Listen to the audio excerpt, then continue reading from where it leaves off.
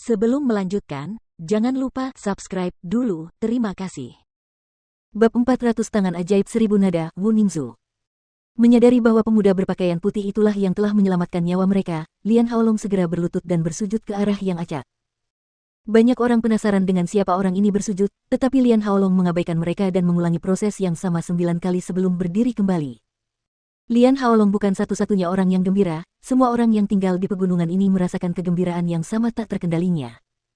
Selama 2 tahun terakhir, Istana Iblis telah melakukan segala macam perbuatan jahat dan telah menindas mereka.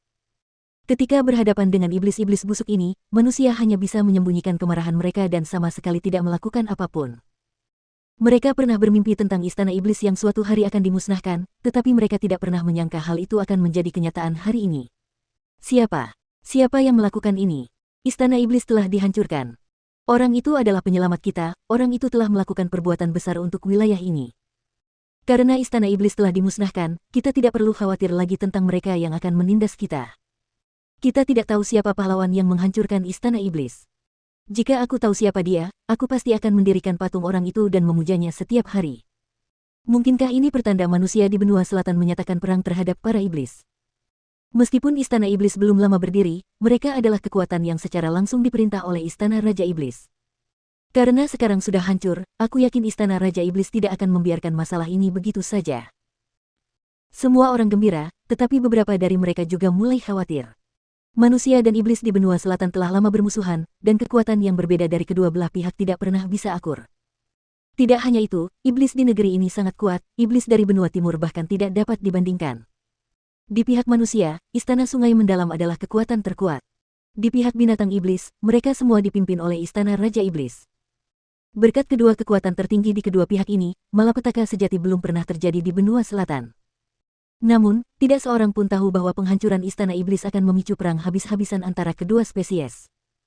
Mengenai konsekuensi apa yang mungkin ditimbulkan oleh insiden ini, Jiang Chen tidak peduli tentang itu. Sampai saat ini, Jiang Chen telah mencapai tempat yang jaraknya lebih dari 5.000 km dari pegunungan itu. Jiang Chen sedang duduk di atas batu besar berwarna susu dengan kaki disilangkan di dalam lembah yang tenang. Setelah mengatur napasnya, ia akhirnya membuka matanya. Pada saat ini, aura Jiang Chen jauh lebih kuat dari sebelumnya. Sekarang aku memiliki total 4.950 tanda naga setelah menyerap ketiga jiwa iblis, hanya butuh 50 tanda naga lagi untuk menerobos ke alam jiwa tempur, dan jika aku mau, aku bisa dengan mudah membentuk 50 tanda naga itu dan menerobos ke alam berikutnya, tapi mengapa aku merasakan aura yang menindas ini sekarang? Jiang Chen berpikir sendiri sambil mengerutkan kening. Perjalanan kultivasinya saat ini mirip dengan yang ada di kehidupan sebelumnya.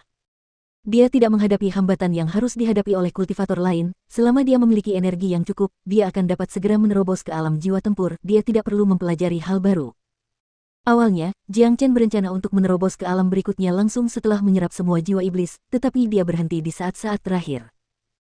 Alasan dia berhenti adalah karena ketika dia mencoba menerobos ke alam jiwa tempur, dia merasakan aura yang menindas di tubuhnya, dan aura yang menindas ini menghentikannya dari mengubah inti ilahinya menjadi jiwa tempur. Yang membuat Jiang Chen semakin terkejut adalah aura yang menindas ini sudah tidak asing lagi baginya.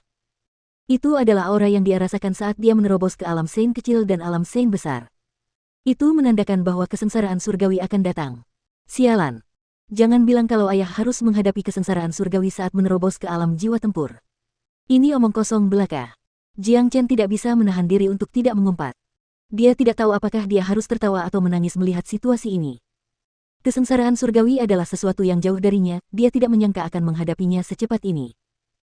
Di seluruh wilayah Sein Origin, hanya ada segelintir orang yang mampu menghadapi kesengsaraan surgawi, tetapi pada saat yang sama, kesengsaraan surgawi adalah sesuatu yang diimpikan oleh setiap prajurit kaisar tempur puncak.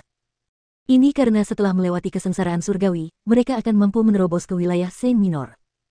Namun, kesengsaraan surgawi membuat semua prajurit kaisar tempur ketakutan pada saat yang sama, karena tingkat kelangsungan hidup sangat rendah. Hanya mereka yang berhasil selamat dari kesengsaraan surgawi yang akan menjadi orang suci, dan mereka yang gagal akan binasa. Menghadapi kesengsaraan surgawi saat menerobos ke alam jiwa tempur adalah sesuatu yang belum pernah terjadi sebelumnya. Jiang Chen memang menyaksikan naga banjir menghadapi kesengsaraan surgawi, tetapi keadaannya sedikit berbeda, karena ia menghadapi kesengsaraan surgawi karena ia akan berevolusi dari sumbernya. Kesengsaraan surgawi hanya akan terjadi ketika suatu eksistensi yang dapat menentang perintah surga muncul. Ia akan mengirimkan hukumannya, karena surga adalah satu-satunya eksistensi yang menguasai segalanya. Ia tidak akan pernah membiarkan apapun yang dapat menentang perintahnya untuk ada. Dalam kehidupan Jiang Chen saat ini, karena ia telah memutuskan untuk mengembangkan keterampilan transformasi naga, jalan yang ia lalui ditakdirkan menjadi jalan yang menantang surga. Dan sekarang, ketika ia hendak menerobos ke ranah jiwa tempur, surga akhirnya waspada dan memutuskan untuk menghukumnya. Aura ini sangat kuat, kupikir kesengsaraan surgawi akan datang dalam 2 hari ke depan. Meskipun omong kosong bahwa aku harus menghadapi kesengsaraan surgawi sekarang, aku masih menantikannya. Ekspresi gembira muncul di wajah Jiang Chen. Meskipun kesengsaraan surgawi adalah sesuatu yang menakutkan, Jiang Chen masih menantikan untuk menghadapinya. Meskipun dia pernah menjadi orang suci terhebat di bawah langit, dia belum pernah menghadapi kesengsaraan surgawi saat menerobos ke alam jiwa tempur di kehidupan sebelumnya. Setelah itu, Jiang Chen meninggalkan lembah dan terbang menuju salah satu kota terdekat. Dia akan segera menghadapi kesengsaraan surgawi, jadi dia tidak ingin terlalu membebani dirinya sendiri. Dia akan bersantai sekarang. Kota Matahari Menari. Kota ini dianggap terkenal di benua selatan, tetapi dibandingkan dengan kota Nangong, masih jauh tertinggal. Hari ini adalah hari yang ramai di Dancing Sun City, dan kota itu penuh dengan orang. Setelah meninggalkan lembah, Jiang Chen langsung datang ke kota ini. Sebuah alun-alun besar dibangun tepat di tengah kota Matahari Menari. Saat ini, sebuah altar emas berdiri tegak tepat di tengah alun-alun besar ini, dan banyak harta karun diletakkan di atas altar ini. Semua harta karun ini memancarkan cahaya keemasan yang terang, menyilaukan semua orang yang menatapnya. Saat itu masih 1 jam sebelum tengah hari, tetapi alun-alun itu penuh sesak dengan orang-orang. Suasananya ramai dengan kebisingan dan kegembiraan. Keingintahuan Jiang Chen membawanya ke alun-alun, dan dia mencoba mencari tahu apa yang sedang terjadi. Saudaraku, bisakah kamu memberitahuku apa tujuan dari altar itu? Jiang Chen menangkupkan tinjunya ke arah seorang kultivator di sampingnya dan bertanya. Adik kecil, apakah kamu mencoba mengolok-olokku? Ini adalah acara terbesar Dancing Sun City, dan kamu tidak tahu apa yang sedang terjadi. Sang kultivator menatap Jiang Chen dengan kagum, seolah-olah ia tengah melihat sesuatu yang sangat langka. Saya baru saja tiba di kota ini, jadi saya tidak tahu apa ini. Jiang Chen menjawab sambil tersenyum. Begitu ya. Hari ini adalah upacara pemujaan leluhur untuk keluarga Wu. Wonderhan Tousan Tune, Wu Ningzu akan datang ke sini secara langsung dan menyelenggarakan acara ini, itulah sebabnya banyak orang tertarik ke sini. Kultivator itu menjelaskan. Ketika menyebut nama Wu Ningzu, tatapan kagum muncul di matanya. Wonderhan Tousan Tune Wu Ningzu. Siapa dia? Jiang Chen bertanya dengan nada serius. Pertanyaannya langsung menarik perhatian banyak orang, seolah-olah mereka sedang melihat orang bodoh. Apa-apaan ini? Kakak, apakah kau di sini untuk membuang-buang waktuku? Apakah kau benar-benar tidak tahu siapa itu Wonderhan Tousan Tune Wu Ningzu? Apakah kau benar-benar manusia? Kultivator itu merasakan keinginan kuat untuk meninju Jiang Chen. Apalagi kota Matahari Menari ini, bahkan di benua selatan, sangat jarang menemukan seseorang yang tidak tahu tentang Wu Ningzu. Aduh. Jiang Chen tercengang oleh reaksi orang-orang di sekitarnya. Dia tahu bahwa dia dibenci. Namun, dia benar-benar tidak tahu siapa Wu Ningzu ini. Gadis suci dan jenius nomor 1 dari Istana Sungai Mendalam, gadis tercantik di benua selatan. Dengan gelar Wonderhan Miryatune, semua orang di negeri ini mengenalnya. Orang lain menunjukkan lampu itu kepada Jiang Chen. Dia berbicara dengan tatapan kagum di matanya. Dia adalah gadis tercantik di benua selatan, gadis yang diimpikan banyak pria. Jiang Chen akhirnya mengerti. Dia tidak pernah menyangka akan bertemu orang seperti itu ketika baru saja melewati kota Dancing Sun. Gadis suci, jenius nomor 1 di Istana Sungai Mendalam, gadis tercantik di benua selatan, Wonderhan Tousan Tune, Wu Ningzu. Setiap gelar ini cukup untuk mendorong seseorang ke puncak dunia, menjadi pusat negeri. Terlebih lagi, Istana Sungai Mendalam telah menarik perhatian Jiang Chen. Mereka terlibat dalam konflik internal keluarga Nangong, dan karena dia ada di sini, dia mungkin juga tinggal di belakang dan menyaksikan perilaku gadis suci Istana Sungai Mendalam ini. Keluarga Wu benar-benar beruntung bisa melahirkan seorang jenius seperti itu. Kota ini sebelumnya tidak bernama Dancing Sun City, kota ini mendapat nama itu karena wanita muda itu, Wu Ningzu. TL, Wu Ningzu, nama keluarga Wu, Wu berarti menari. Benar sekali, nona muda keluarga Wu itu penuh dengan bakat. Dia diterima di Istana Sungai Mendalam saat dia masih anak-anak. Kudengar Wu Ningzu berhasil mencapai alam jiwa tempur akhir belum lama ini, itulah sebabnya dia sengaja kembali kali ini untuk memuja leluhurnya. Bagi keluarga Wu, ini adalah kemuliaan tertinggi. Sungguh luar biasa. Kurasa Wu Ningzu baru berusia 20 tahun sekarang, tetapi dia telah menembus alam jiwa tempur akhir. Bakat yang luar biasa, aku bahkan tidak bisa membayangkannya. Setiap sudut alun-alun ramai dengan suara dan kegembiraan.